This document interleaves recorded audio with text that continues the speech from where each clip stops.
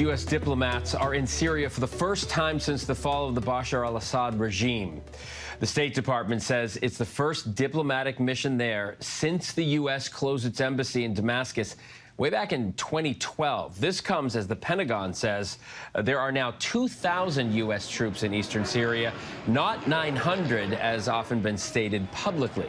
Foreign correspondent Marcus Moore joins me live now for the latest. Marcus, what more are you learning about U.S. diplomats in Damascus, and how could this impact the conflict there?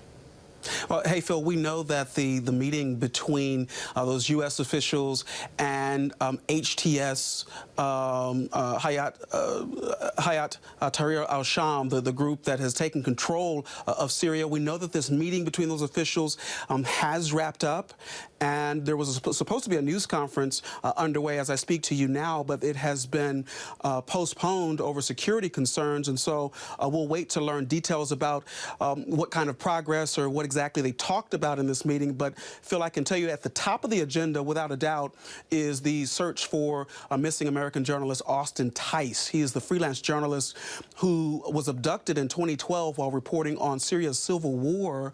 He was abducted outside of Damascus, and there's been an urgent search for him ever since. Of course, the fall of Bashar al-Assad's grip on power in Syria reignited the urgency for the search for Tice. American officials following up on leads on the possibilities of his whereabouts. But at this point, he is still missing, and so we know that that was at the top of the meeting. And also, Phil, a lot of questions about what the government, what will happen next in Syria. The head of HTS has said that they will protect minority groups in the country, and that Syria would not be used as a place to plan jihadist attacks on Western targets or neighboring countries there in Syria.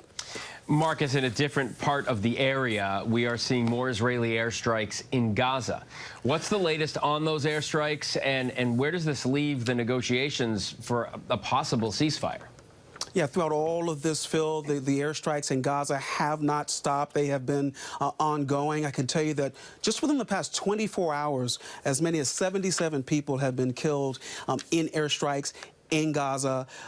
Israel continuing to pummel Hamas, and they said that they will continue to do so as long as that group remains a threat. But as we watch that unfold, Phil, there's a humanitarian situation that is continuing to get worse. Aid groups have been renewing their calls for more humanitarian aid to get in because food, medicine, and clean water is scarce in Gaza as this conflict continues. And it does continue. Foreign correspondent Marcus Moore.